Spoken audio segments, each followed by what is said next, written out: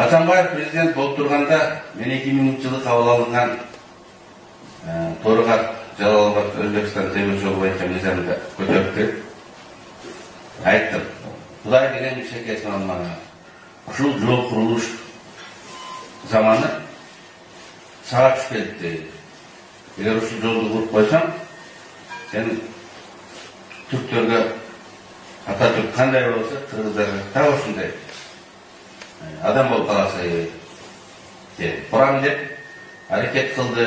Bir-екі мемлекеттік программаға кіргізді. Бирок Россияға бір-екі жол барып келгеннен кейінлері айнып қалды. Құрылбайға.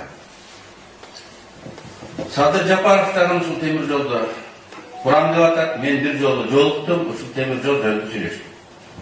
Мен азыр кырдаалдан пайдаланып Садыр Жапаровқа түс кайрылдым дедим.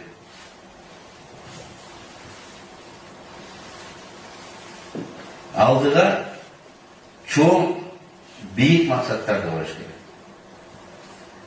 Ошылардың бірі Қырғызстанды коммуникациялық тупиктен шығарып, саяси, сода, экономикалық реалды көзқарандысқа жетші. Дүниенің 4 океанына жол ашу. Бұл Петр бірінші болғанда елі стратегиялық тапшырма. Егер ушул жолды баштасам, ел қолдап кетеді. Башқа мемлекеттерде жақташы мүмкін, жақпашы мүмкін, бирок ел қолдайды. Ел қолдаса, башқа мемлекеттер, империяларда ешке салады. Ел қолда болса, жөн эле бир күндүп, үйлеп қойса, президенттер түшіп қалды. Мен кеңеш беретінді. Чоң проектін басып керек. Ошонда елді да біріктіреміз, жерді да біріктіреміз, дух да береміз. Мен Садыр Жапаровқа оппозициядан. Бүгінгі билік оппозициядан. Бирок бұл проектіні қолдаса, біз қолдаймыз. Анча-мунча кемшілдіктер болса, ал көз жазында қалып кетеді. Анткени ел, тарих оптом ойнайды. Майда чүйдөлөрүн эстеп отурбайт. Чоң иш жасалды, адам ошол менен тартып калат. Эл дагы чоң иш жасалды, ошол менен дем алып шар жүрүп кетет. Майда бирок ал унутулат. Ушундай чоң тарихи кадамдарга чакырат. Атамбаев убагында бир депутат Баткенге барып, эл менен жолугуп атып, чегара маселеси качан чечилет деп сизге суроо бергенге айткан экен. Мен Атамбаев менен жолуктум. Ал айтты, чегара маселеси Карим өлгөндөн кийин чечилет деп айтты. Анан аны Карим угап катты капа болгон. Бир жиналыш айткан, Алмазбек, сиздин оюңузду мен билем деп. Анан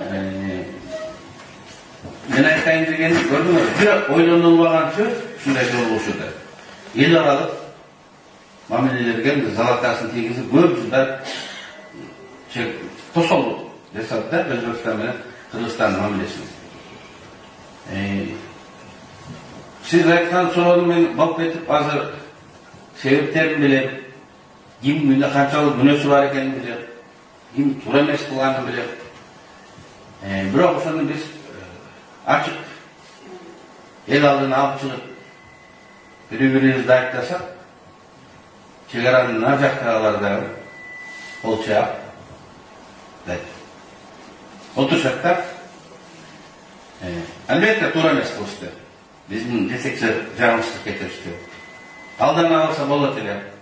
Бирок бүгүн биз ынтымак болуп бир турушубуз керек.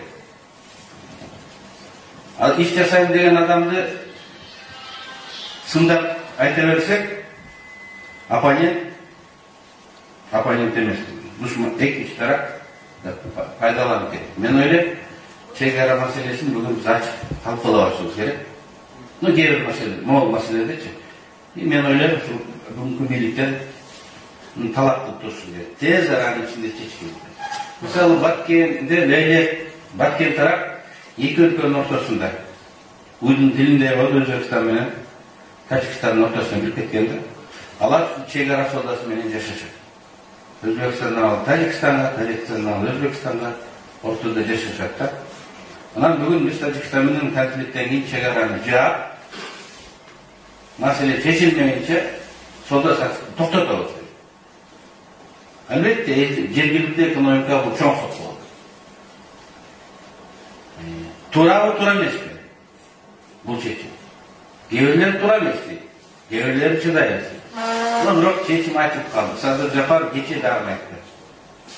Delimitatsiya, demarkatsiya bo'lmay, Tojikiston bilan savdo sotiq bo'lmaydi. To'ra emas deb sındarsak bu memleketin pozitsiyasına salakasılık diyor. Tura emasmi? Biz hem çıdap qo'llashimiz kerak. Qayta öğret degen ereje bu vaqtdan beri bo'ldi. Men opozitsiyada var. Ошол чечимдердин делеринде бизге туура эмес деп жактарын көрүп турабыз, бирок айтылып калгандан кийин мындай маселелерди колдош керек. Анан кээ бир маселе бар. Көрөштөгө эле, кээде көрөштү күйүндө жаткан адам менен утуп кетет. Бир балева бирөө кылып, колун кайрып, тамагын кылып же акыркы секундда көтөрүп чыгып утуп кетет. Анан кээ бир эл аралык ушул мамилелерде мисалы Kunturda da men özüm göz kararım var. Kayıp memlekette uluslararası alış gerek boyunca. Bugün hükümet biz görgözgen yolda jasabay. Özleri bilgen. Biroq biz bilbegen belgisi jakka ketip atar. Biroq sen ayttım o görüş şunday ekenler. Balkim biz bilbegen, bizge aytmagan bir sekretler var. Bir maatta jamaş kaldırıp çağışı mümkün. Oşun üçün biz көп тыңдабай турабыз. Азыр. Мына күрөш бүтелектениз акыл үйрөтүп тыңдай берсең, Tospol gana boluşu мүмкүн да кээ маселе. Мен ойлойм, ошол бүгүн чегара Тажикстандын ортосунда чегара маселесинде биз унчукпай акциялык өкмөттүн позициясын колдоп, бирок ошол дегенде чегара маселесин тезирээк чечкиле деп талап кылып тура турган. Ошондо мен тилекке каршы мындай айта албайм. Ал эми партия деген ушундай экен, партия жараланып турат. Тирүү организм. Адамдар келет, кетет. Бирок туруктуулар калат. Атамекен партиясы саясатчылардын фабрикасы. Азыр баардык партиянын тизмесинде мурун бизде болуп кеткен адамдар бар. Бийликте, министрликте деле Атамекенге келип, биздин мектептен өтүп, тажрыйба алып, анан өз жолун улап кеткендер бар. Бизге келип кеткендерди айыптабайбыз.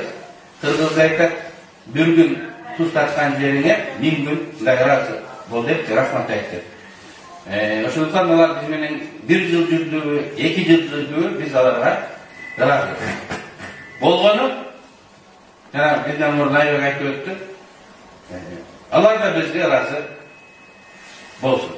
Арасынан жамандап кеткен бир-эки адам бар, эми аларды Кудайга элге койду. Ар кимдин